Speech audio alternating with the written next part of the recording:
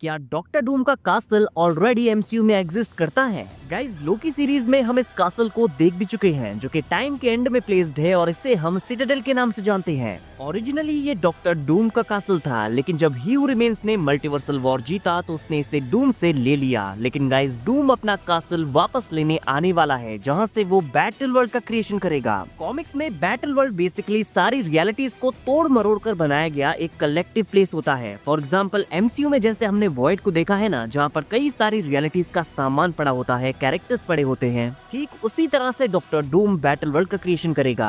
Comics में डूम इस battle world का गॉड एम्परर डूम बन जाता है और इसे रूल करता है, जहाँ वो ठीक लोकी की तरह एक ट्री से बने हुए थ्रोन पर बैठता है और ये थ्रोन उसके कासल के अंदर होता है। जैसे टाइम के एंड में हीयू रिमेन्स का सिटाडेल था, लोकी का थ्रोन और हीयू रिमेन्स का थ्रोन दोनों ही टाइम के एंड में सेम जगह पर है, लेकिन ये सिटाडेल कॉमिक्स वाले हीयू रिमेन्स के सिटाडेल से बिल्कुल भी मैच नहीं होता। तो ये किससे मैच होता है? बिल्कुल सही, डॉक्टर डूम के लेटवेरियन कासल से।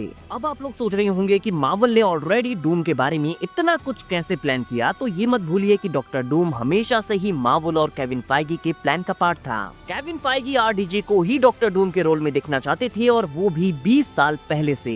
गाइस, 2005 की फैंटास्टिक फोर में ओरिजिनली रॉबर्ट डाउनी जूनियर ही डॉक्टर डूम को प्ले करने वाले थे, लेकिन कुछ इश्यूज की वजह से उन्हें ये रोल नहीं मिल पाया था। लेकिन फिर आरडीजे को एमसीयू में आयरन मैन का रोल प्ले करने का मौका मिला। उन्होंने इसे बहुत ही अच्छे से प्ले किया और एंड गेम में उनकी जर्नी खत्म हो गई। और उसी टाइम से केविन फाइगी आरडीजे को एज अ डॉक्टर डूम वापस लाने का प्लान बना रहे थे, जो कि मल्टीवर्स सागा का मेन बैड विलन होगा। तो भले ही हमें ऐसा लगता है कि कैंग के जाने के बाद डूम को वापस लाया गया, लेकिन नहीं, doctor Doom Avengers secret Wars में अपीयर होने वाला था। बस अब उसे थोड़ा जल्दी लाया गया है। एवेंजर्स कैंग डायनेस्टी की जगह उसे खुद की मूवी मिलने वाली है, एवेंजर्स डूम्सडे। इसीलिए मल्टीवर्स सागा में हमें डॉक्टर डूम के छोटे छोटे क्लूज एंड हिंट्स भी देखने को मिले हैं कि डूम एमसीयू में एग्जिस्ट करता है। और उन क्लूज में से एक था डॉक्टर डूम का कासल, यानी कि सिटाडेल, जिसे हम लोकी सीजन 1 में देखते हैं। ये प्लेस एमसीयू के सेंटर पर एग्जिस्ट करता है, जो कि सारी टाइमलाइंस का बेस है। नाउ अगर आपको याद हो तो व्हाट इफ में एक एपिसोड था जहां पर डॉक्टर स्ट्रेंज का पूरा यूनिवर्स खत्म हो जाता है और एंड में बच जाता है एक वॉइड प्लेस जहां वो अकेला होता है।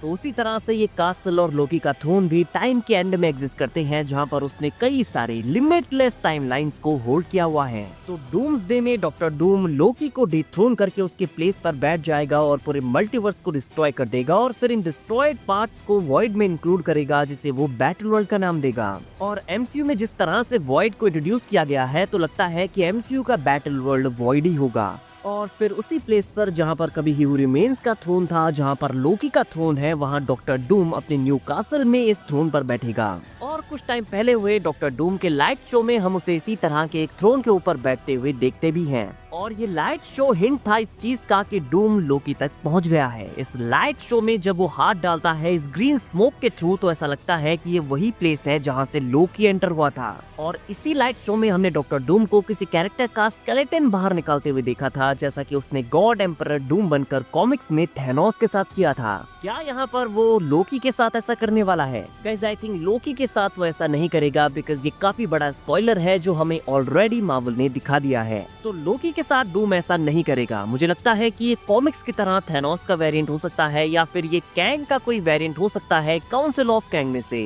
नाउ गाइस, आपके अकॉर्डिंग लोकी सीजन में जो ये कासल हमें दिखाया गया था, क्या ये एक्चुअल में डॉक्टर डूम का कासल हो सकता है? गाइस, आपका इस थ्योरी के बारे में क्या कहना है? कमेंट करके जरूर बताइए। वीडियो अगर अच्छी लगी हो तो वीडियो को लाइक और चैनल को सब्सक्राइब करना ना भूलें, बिकॉज ऐसी ही अमेजिंग वीडियोस हम डेली लाते रहते हैं।